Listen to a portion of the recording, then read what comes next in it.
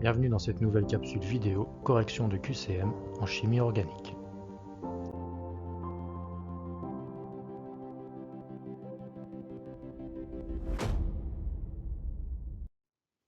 Bonjour à tous et bienvenue dans ce nouveau QCM commenté qui concerne cette fois-ci une introduction aux effets électroniques en chimie organique.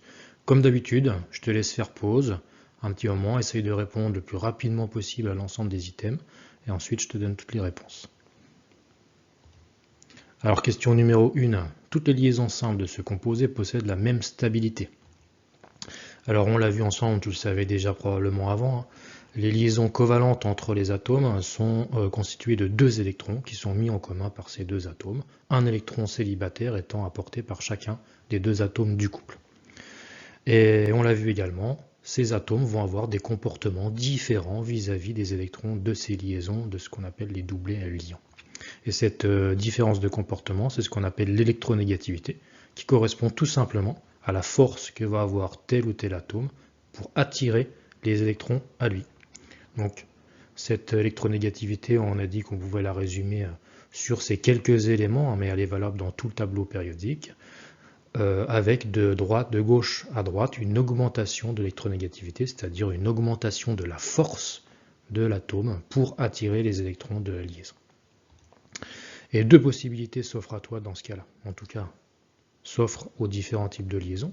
Soit les deux atomes qui constituent cette liaison-là ont des électronégativités équivalentes, auquel cas on a affaire à une liaison covalente relativement solide, parce que les électrons sont partagés de manière équitable entre les deux atomes du couple qui forment la liaison. Et l'autre possibilité, c'est un des deux atomes va être plus électroattracteur que son voisin et donc attirer à lui les deux électrons de la liaison. C'est dans le cas ici de cet exemple-là où Y est plus électroattracteur que X. Donc les deux électrons au sein de la liaison sont aspirés par le groupe électroattracteur ici Y. On a affaire dans ce cas-là à une liaison qui va être beaucoup plus fragile. Et pour répondre à la question, dans le cas de notre lidocaïne, on voit bien que la réponse va être fausse. Pourquoi? Parce qu'on a tout un ensemble de liaisons carbone-carbone, par exemple ici, dans lesquelles les électrons sont partagés de manière équitable entre les atomes de carbone. Ce sont donc des liaisons relativement solides. Par contre, tu remarques des liaisons carbone-azote, azote-hydrogène, carbone-oxygène ou carbone-chlore.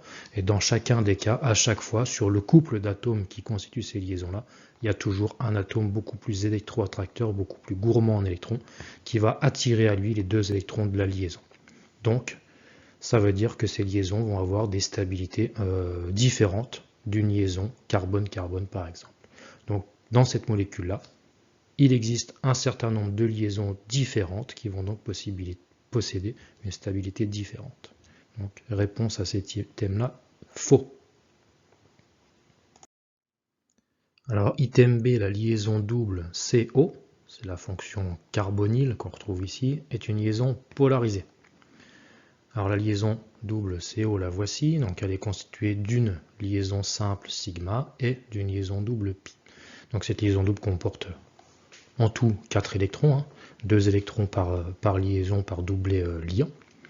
Et on le sait, par rapport à ce qu'on connaît de la classification périodique, en tout cas de l'évolution de l'électronégativité dans cette classification, on sait que l'oxygène, il est plus électroattracteur que le carbone.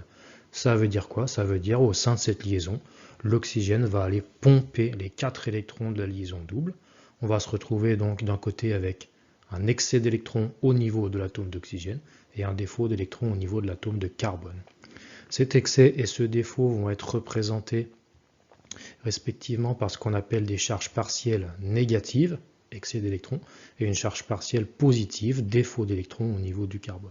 Les charges partielles, ça correspond simplement à un déplacement des électrons au sein de la liaison, c'est-à-dire que les électrons sont plus particulièrement positionnés du côté de l'oxygène, mais l'oxygène n'est encore pas parti complètement avec les électrons, et le carbone n'a pas complètement cédé non plus ses électrons. D'accord? On a toujours affaire à des liaisons covalentes, donc les deux atomes sont toujours liés. Dans ce cas-là, on parle uniquement de charge partielle, donc delta plus et delta moins. Si on a un excès d'électrons d'un côté, un défaut de l'autre, eh bien on a naturellement formation d'un dipôle au niveau de la liaison. Donc c'est une liaison qui devient polarisée, cette liaison double, avec d'un côté une charge négative, de l'autre une charge positive. Création de ce dipôle ici, orienté de la charge moins vers la charge plus. Donc la liaison CO est une liaison polarisée, item vrai. De la même manière que la liaison carbone-chlore va être polarisée, ou une liaison carbone-azote va être polarisée. Alors item C, l'oxygène est qualifié d'inductif donneur. Si on reprend notre double liaison carbone-oxygène, on a identifié un excès d'électrons sur l'oxygène et un défaut sur le carbone, du fait de l'électronégativité plus importante de l'oxygène par rapport à celle du carbone. Et on nous parle ici d'effet inductif. L'induction, c'est quoi? L'induction, elle est simplement liée directement à l'électronégativité qui va, la différence en tout cas d'électronégativité au sein d'une liaison, qui va induire la naissance d'un dipôle, charge plus, charge moins. Donc lorsque tu auras un atome qui est très attracteur d'électrons, il va induire une polarité négative vers lui, c'est-à-dire qu'il va être attracteur d'électrons, c'est un attracteur inductif. Et à l'opposé, un atome qui a envie de se débarrasser d'électrons, il va générer sur lui une charge positive. On va l'associer au terme de inductif donneur. Dans notre cas, nous, l'oxygène, on le sait très bien, il est très électro-attracteur, beaucoup plus que le carbone. C'est donc un élément inductif attracteur. Il va attirer les électrons à lui. Donc réponse à l'item C est une réponse fausse. Alors item D, les deux atomes de la liaison carbone-chlore sont chargés. Donc c'est cette liaison ici carbone-chlore. La réponse elle va être assez rapide puisqu'on est exactement dans le même cas que sur la liaison carbone-oxygène qu'on a vu juste avant. À savoir ici, cette liaison entre le carbone et le chlore est constituée d'un atome beaucoup plus électro-attracteur que le carbone, c'est l'halogène, le chlore. Donc les halogènes qui sont dans la colonne de droite de la classification périodique sont des éléments relativement électro-attracteurs. Donc le chlore, électronégativité supérieure au carbone, on va le qualifier d'atome inductif attracteur. Pourquoi? Parce qu'il va attirer à lui les deux électrons de la liaison et ainsi générer un dipôle, à savoir une charge partielle delta- sur le chlore et une charge partielle delta+ sur le carbone qui a perdu au sein de la liaison l'électron qu'il avait mis en commun avec le chlore. Ce qui fait qu'on a bien deux atomes qui se retrouvent chargés au niveau de cette liaison-là avec des charges partielles, delta+, delta-. On a encore une liaison covalente entre les deux atomes, mais les électrons sont plutôt déplacés vers l'atome de chlore. Donc réponse à l'item D est une réponse juste, bien entendu. Et enfin, item E, en cas de rupture de liaison carbone-chlore, les électrons restent avec le carbone. Donc je reprends la structure qu'on a dessinée juste avant au niveau de la liaison carbone-chlore. On a vu que le chlore il est plus électro-attracteur que le carbone, il a été qualifié d'inductif attracteur. Il pompe les deux électrons de la liaison pour lui. On a naissance d'une charge négative au niveau du chlore et d'une charge partielle positive au niveau du carbone. Eh bien, qu'est-ce qui va se passer en cas de rupture de cette liaison? C'est-à-dire s'il y a un élément extérieur qui vient perturber le couple carbone-chlore, eh bien naturellement, les électrons qui sont déjà présents au sein de la liaison sur l'atome de chlore, ils vont partir avec lui. Ce n'est pas la peine de chercher quelque chose de plus compliqué.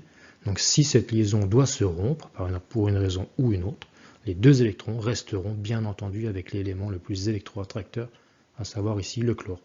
On va générer un chlore chargé négativement. Donc là, on va avoir ce qu'on appelle une charge formelle négative. La charge formelle, elle diffère en quoi de la charge partielle? Simplement, la charge formelle, elle va te dire, cette fois-ci, les deux électrons sont totalement partis avec le chlore, et en face, le carbone a perdu totalement l'électron qu'il avait mis en commun avec le chlore initialement. Donc les deux électrons se retrouvent avec l'atome de chlore, chargé négativement, il y a un électron supplémentaire maintenant. Le carbone, lui, l'électron qu'il avait mis en commun au départ, il l'a complètement perdu. Il devient donc chargé positivement. Charge plus représente une perte de 1 électron. D'accord? Donc ça, charge formelle plus. Donc, réponse à l'item E, évidemment, elle est fausse. Les deux électrons, c'est important à retenir ça, les deux électrons partent obligatoirement avec l'atome le plus électro-attracteur, c'est-à-dire là où les deux électrons étaient déjà situés lorsque la liaison existait encore.